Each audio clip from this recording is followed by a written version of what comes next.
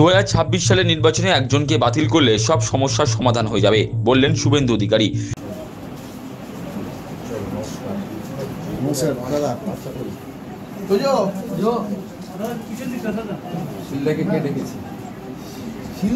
এত বাতিল করে লাভ নেই, 2026 সালের নির্বাচনে একজনকে বাতিল করুন, তাহলে সব সমস্যার সমাধান হয়ে যাবে। এভাবেই মুখ্যমন্ত্রীকে তীব্র কটাক্ষ করলেন রাজ্যের বিরোধী দলনেতা শুভেন্দু অধিকারী। পাবেন, এত বাতিল করে লাভ নেই, একজনকে বাতিল করুন 26-এ, সব সমস্যার সমাধান হবে। আর আমি কথা দিচ্ছি বিজেপির প্রসঙ্গত দলীয় কার্যকর্তা কৌশিক চট্টোপাধ্যায়ের পুত্র দ্বাদশ শ্রেণীর পরীক্ষায় ভালো ফল করায় শুক্রবার আগরপাড়ায় তাকে সম্বর্ধনা জ্ঞাপন করতে আসেন বিরোধী দলনেতা শুভেন্দু অধিকারী। এরপর সাংবাদিকদের মুখোমুখি হয়ে চাকরিহারাদের প্রসঙ্গে শুভেন্দু অধিকারী বলেন, তৎকালীন বিচারপতি অভিজিৎ গাঙ্গুলির রায় সেদিন যদি অহংকারী মমতা ব্যানার্জি মেনে নিতেন, তাহলে আজকে যোগ্যতার রাস্তায় বসতে হতো না। প্রমাণের ভিত্তিতে অভিজিৎ গাঙ্গুলি 7,000 জনকে চিহ্নিত করে দিয়েছিলেন, কিন্তু ওনার রায়কে চ্যালেঞ্জ করেছে এসএসসি এবং রাজ্য সরকার। কোটি কোটি টাকা খরচ করা হয়েছে, অথচ সেই টাকায় হাসপাতাল ও স্কুল বানানো যেত। তার দাবি, সেদিন অভিজিৎ গাঙ্গুলির অর্ডার মেনে নিলে আজ এই অবস্থা তৈরি হতো না।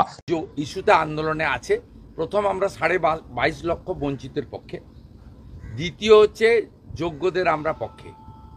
এবং অভিজিৎ গাঙ্গুলি যে বিচারপতি ছিলেন, আজকে সাংসদ, তার রায় যদি সেদিন অহংকারী মমতা ব্যানার্জি মেনে নিতেন, তাহলে আজকে যোগ্যদের রাস্তায় বসতে হতো না। অভিজিৎ গাঙ্গুলি 7,000 জনকে চিহ্নিত করে দিয়েছিলেন ডকুমেন্টারি এভিডেন্স প্রমাণের উপরে, বাকিদেরকে বলেছিলেন বিষয় তিনি বলেননি। আজকে ওনার রায়কে চ্যালেঞ্জ করে কে গেছে? এসএসসি গেছে, রাজ্য সরকার গেছে, কোটি কোটি কোটি কোটি টাকা খরচ করেছে, যে টাকা দিয়ে হসপিটাল স্কুল বানানো যেত।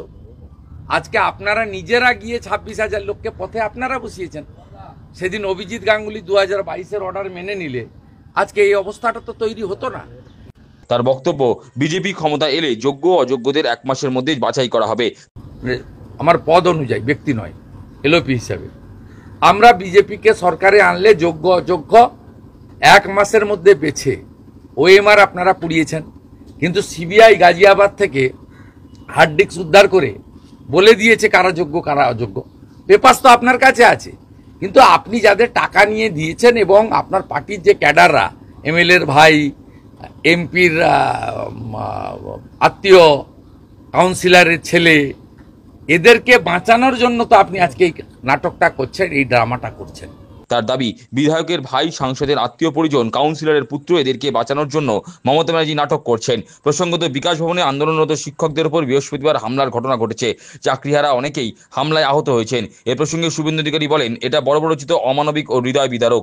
সভ্য দেশে এইসব হয় না। তার বক্তব্য, বিদ্যাসাগর স্বামীজির দেশে এই ধরনের ঘটনা কখনো মেনে নেওয়া যায় না। অরাজনৈতিক আন্দোলন বলেই তারা দূর থেকে সমর্থন করছেন। জেনেছে এটা বর্বরচিত, অমানবিক, হৃদয় বিদারক ও সভ্য দেশে এগুলো হয় না। পুলিশের বেতন দিয়ে আমরা ট্যাক্সের টাকায় পুলিশকে এই কাজ করতে দেওয়া হয়নি। শিক্ষকদের জাতির মেরুদণ্ড বলা হয়। শিক্ষক শব্দের সঙ্গে একটা অত্যন্ত শ্রদ্ধার সম্পর্ক রয়েছে। অতএব বিদ্যাসাগরের দেশে, স্বামী বিবেকানন্দের দেশে এই জিনিস কখনোই সভ্য সমাজে টলারেবল নয়। আমরা নিন্দা করি।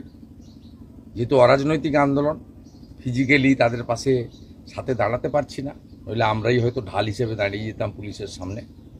আমাদের 2 তরুণ নেতা, কৌস্তব বাগচি, সজল ঘোষ, সন্ধ্যে 7টায় গেছিল।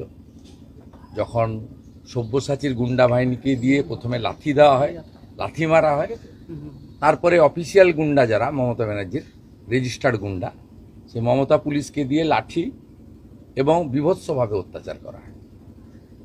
তখন তারা বলেন যেটা অরাজনৈতিক আন্দোলন, রাজনৈতিক লোকরা দূর থেকে সমর্থন করুন। তাই আমাদের দূর থেকে সমর্থন করতে হচ্ছে। এবং গভীর রাত্রে বিধাননগর হসপিটাল সহ চিকিৎসা ক্ষেত্রেও আমাদের বিজেপির যারা ছিলেন আশেপাশে সবাই হাত লাগিয়েছেন। সকলেই ছিলেন, ভলেন্টিয়ারের কাজ করেছেন, পাশে দাঁড়ানোর চেষ্টা করেছেন। আর একজন অত্যন্ত কৃতী ছাত্র, যিনি শুধু পশ্চিমবঙ্গে নয়, মধ্যপ্রদেশেও ওখানকার পাবলিক সার্ভিস কমিশনের টপার হয়েছেন, কৃষ্ণকান্ত বলে, কৃষ্ণকান্ত রায়, হুগলি জেলার ছেলে, তার পাটা ভেঙে দিয়েছে। তিনি সপে টপ, এসএসসিতে টপ হয়েছেন, আপার প্রাইমারিতে টপ হয়েছেন, প্রাইমারিতে টপ হয়েছেন, অন্য রাজ্যের এক্সামগুলোতেও টপ পজিশন পেয়েছেন। তার সঙ্গে আমার কথা হয়েছে ওভার টেলিফোনে। ইন্দ্রজিৎ মণ্ডল আন্দোলনকারী অন্য নেতৃত্ব, তার সঙ্গে আমি যোগাযোগে আছি। স্পাইনাল কর্ড একজনের ভেঙেছে, তার চিকিৎসা চলছে। এখনও বেশ প্রাথমিকভাবে 20 জন আহত হয়েছেন, 4-5 জন গুরুতর। আমাদের সহানুভূতি সমর্থন সব কিছুই আছে। এবং আজকে আমাদের তেরঙ্গা যাত্রা রয়েছে।